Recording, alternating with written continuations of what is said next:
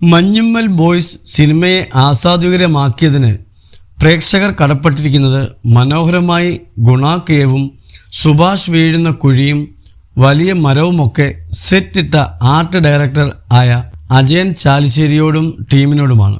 അജയൻ ചാലിശ്ശേരിയുടെ ആർട്ടിലെ മികവ് ട്രാൻസിലെ ആംസ്റ്റർഡാം കൊച്ചിയിൽ സെറ്റിട്ടപ്പോൾ തന്നെ വ്യക്തമാണ്. മഞ്ഞുമ്മൽ ബോയ്സിലെ പ്രൊഡക്ഷൻ ഡിസൈന് പിറകിലെ അജയൻ്റെ വർക്ക് അതിമനോഹരമാണ്. വരത്തനിലും ഗ്യാങ്സ്റ്ററിലും പറവയിലും മഹേഷിൻ്റെ പ്രതികാരത്തിലും അജയൻ പ്രവർത്തിച്ചിട്ടുണ്ട്. മഹേഷിൻ്റെ പ്രതികാരം സിനിമയിൽ അപ്പൂപ്പൻ താടി ഉണ്ടാക്കിയ കഥ പറയുകയാണ് അജയൻ ചാലിശ്ശേരി. മനോരമ ഓൺലൈനിൽ നൽകിയ അഭിമുഖത്തിലാണ് അജയൻ ചാലിശ്ശേരി അപ്പൂപ്പൻ താടി ഉണ്ടാക്കിയ കഥയെക്കുറിച്ച് വിശദീകരിക്കുന്നത്.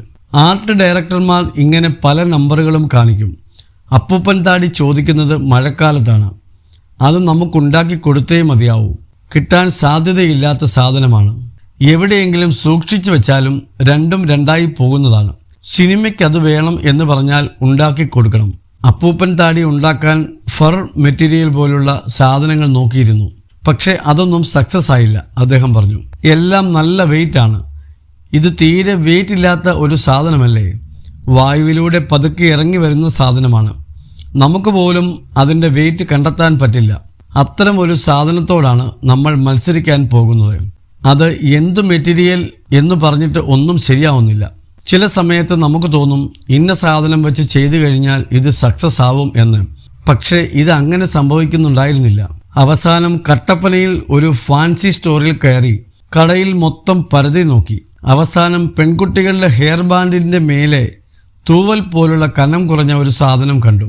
അതെടുത്തു നോക്കിയപ്പോൾ അതിൻ്റെ സൈസും എല്ലാം ഓക്കെ ആണെന്ന് തോന്നി. അതൊരു ലൈറ്റ് പിങ്ക് കളറായിരുന്നു. അത് വെച്ച് ഒന്ന് ടെസ്റ്റ് അടിച്ചു നോക്കി. അത് സക്സസ് ആയി. വളരെ ലൈറ്റ് വെയിറ്റ് ആയിട്ടുള്ള തൂവലാണെന്നും അജയൻ പറയുന്നു. എന്ത് തൂവലാണെന്ന് നോക്കിയപ്പോൾ അത് ഒട്ടകപ്പക്ഷിയുടെ ചിറകിൻ്റെ അടിയിലെ തൂവൽ കൊണ്ട് ഉണ്ടാക്കിയതാണ്. ആ തൂവൽ കിട്ടുന്ന സ്ഥലം അന്വേഷിച്ച് ഞാൻ പോയപ്പോൾ ബോംബെയിൽ തൂവൽ വിൽക്കുന്ന ഒരു കടയുണ്ടെന്നറിഞ്ഞു. അവിടെ നമ്മുടെ ഒരു സുഹൃത്തിനെ വിളിച്ച് കാര്യങ്ങൾ പറഞ്ഞു. അവൻ അവിടെ പോയി അന്വേഷിച്ചപ്പോൾ ഒരു തൂവലിന് 200 രൂപയാണ്. ഒരു തൂവൽ കൊണ്ട് 4 അപ്പൂപ്പൻ താടിയെ ഉണ്ടാക്കാൻ പറ്റുകയുള്ളൂ.